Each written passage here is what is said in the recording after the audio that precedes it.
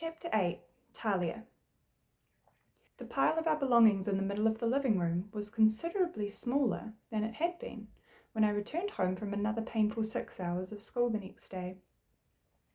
Throwing down my bag, I rushed upstairs to find Sophia in her room, unpacking clothes into her wardrobe. Her knickknacks, that had been carefully packaged and boxed, were now back in the corners of the window seat, and she'd hung her watercolour paintings of the sea and forest back on the wall above where her desk used to be. "What are you doing?" I scowled. "We can't live in a state of limbo," Sophia stated calmly, straightening one of her paintings. I scoffed at her. "We're not in limbo. Things were worse in my room."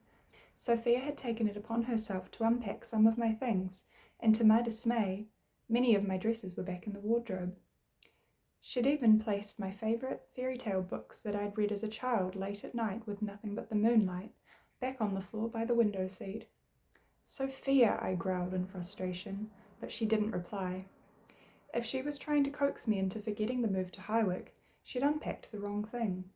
These books were full of tales of kings and queens, princes and princesses. There were tales of rescue and love, and above all, glory. These books were what made me look past the gates of Rindle to a better life beyond what we'd been given.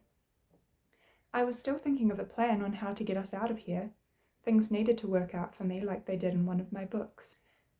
I picked up one of the books and perched on the window seat.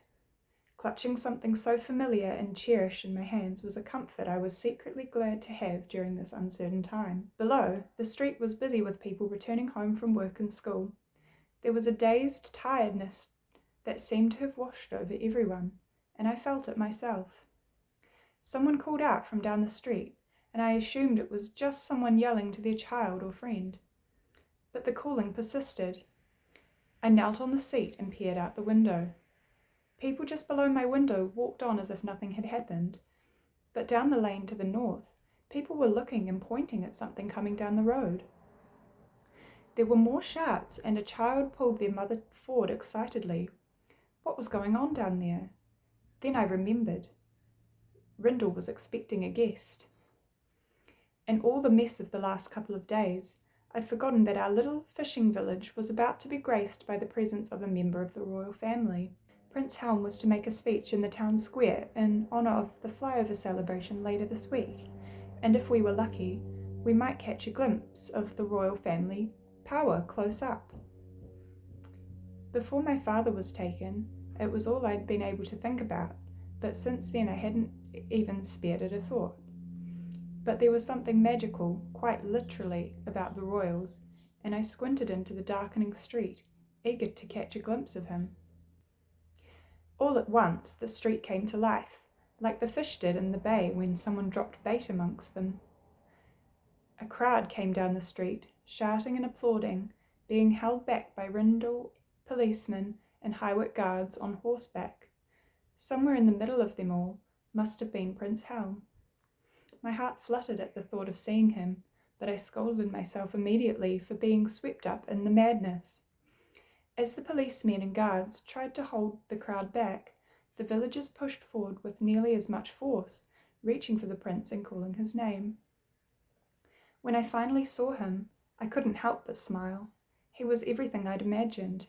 He had golden hair that blew in the breeze, and an easy smile that comforted and captivated me all at once. He didn't seem to mind the crowd, and he waved and grinned at the loyal Rindle residents.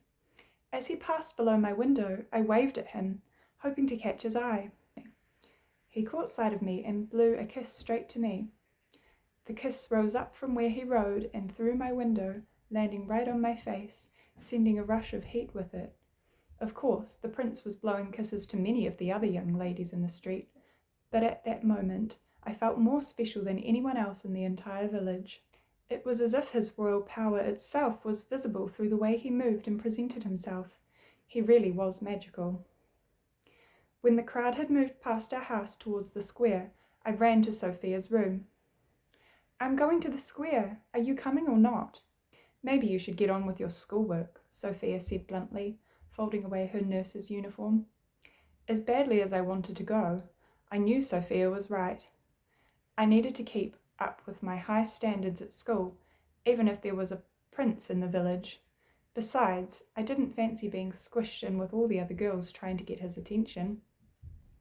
Sulking to myself, I sat down at my desk and tried to concentrate on the work before me, tapping my pen on the page to try and draw some focus. But I couldn't help but be pulled to the window by the noise of the crowd from the square. There were waves of cheers and applause, quiet patches that made me beyond curious to know what was happening down there.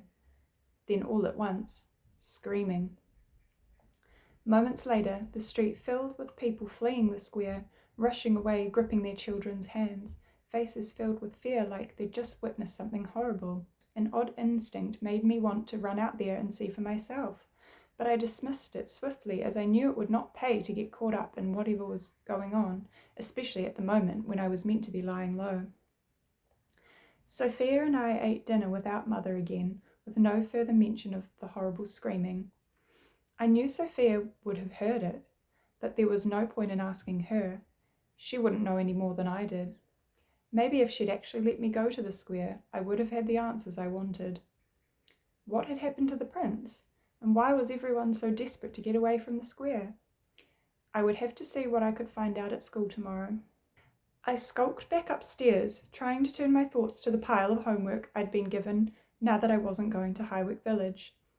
Usually a pile of homework wouldn't have been a problem for me, but I simply couldn't concentrate, especially not when I heard the hushed voices of my neighbours floating in the window.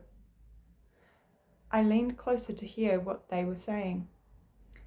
"I was right there when it happened," Miss Norton whispered, yet it hardly seemed she was trying to stop people from hearing. "Oh my," exclaimed Mrs. Gallowin. "I was much further back and got caught in the stampede. Where is the prince now?" her voice thick with intrigue rather than solely concern. "I heard he's at the mayor's house, but some say he was hit with something," Miss Norton said conspiratorially. Miss Gallowin gasped. "Could he be at the hospital?" "Who knows? No one I've spoken to knows what happened once the guards made everyone go home." The village gossips could usually be relied on for information at any given moment, but it appeared that not even they knew the whereabouts of the prince. That either meant he'd been returned to Highwick, or he was keeping a very low profile somewhere in Rindle. When Mother returned from her first shift as a regular nurse, she crept upstairs and was whispering to Sophia in her room, her voice muffled as I tried to listen through the wall. Frustrated at not being included in whatever they were speaking about, I marched into Sophia's room. They immediately stopped talking and looked over at me in the doorway. "Is the prince in the hospital?" I asked. Sophia gave Mother a cautious look before Mother sighed and nodded. "Yes, he is, but I can't say anything more about it." "You are not to tell anyone, Talia," Sophia said hastily. I shot a glare in her direction before turning to Mother. "So was he hit? Is he unwell?" Mother pursed her lips before saying gently, "I do not believe his life is in danger, but he will be kept in overnight." I felt excitement bubbling up within me, but I did my best to push it down. "I will pray for his recovery," I said, and hurried from the room so that neither of them saw the smile forming on my lips. In the space of the short time in Sophia's room, my plan fell into place. There was only one way I could fix this. I had to go to the prince. I could tell him what had happened to Father, and he could help to get him released. Carla's family might have taken the house my family was supposed to have, but once the prince talked to the king and he realised the error he'd made in arresting Father, they'd make room for us in their village. I shook with excitement and had to refrain from squealing. For the first time since Dad had been taken away, things didn't seem quite so hopeless. Noticing a notepad and pen that Sophia had so kindly unpacked for me and placed on my bed, I sat down on top of my quilt and made a list. As I wrote, I grew more and more excited, realising how easily I could make this plan unfold. My mind was whirring with the details, and when I'd reread the plan several times, I looked up from the page, moonlight flooding in through the open curtain. I let the light stream in on me as I snuggled in under my quilt, laying on my back contentedly. Now that the sensible detailing was cemented on the page, I allowed my mind to wander to some more colourful thoughts. What if I didn't have to stop at simply talking to the prince? What if I could even get him to fall in love with me? It seemed like a lot to ask, especially when I couldn't control the outcome. I didn't have any experience with boys or love, but this could be the way to catapult my family straight to the top. How hard could it be? Everyone in Rindle seemed to find love and settle down. If I could get the prince to fall in love with me, I would never have to settle for anything less than the best ever again. Prince Helm and I would marry, and I would wear the finest white gown. Maybe the Queen would lend me her crystal crown for the special occasion. Everyone would watch us in awe at such splendour and such greatness. Overtaken with giddy anticipation, I sat up and stared out at the sky. May their descendants continue to help us thrive, I whispered excitedly as I thought of the words I'd had to repeat every weekday in the chapel. It was time for those words to ring true. I had to take this chance. There may not be another one like it ever again. I would show everyone that I belonged at the top. No one would ever be able to make me feel small again. That's the end of that chapter. Stay tuned for the next one. Bye.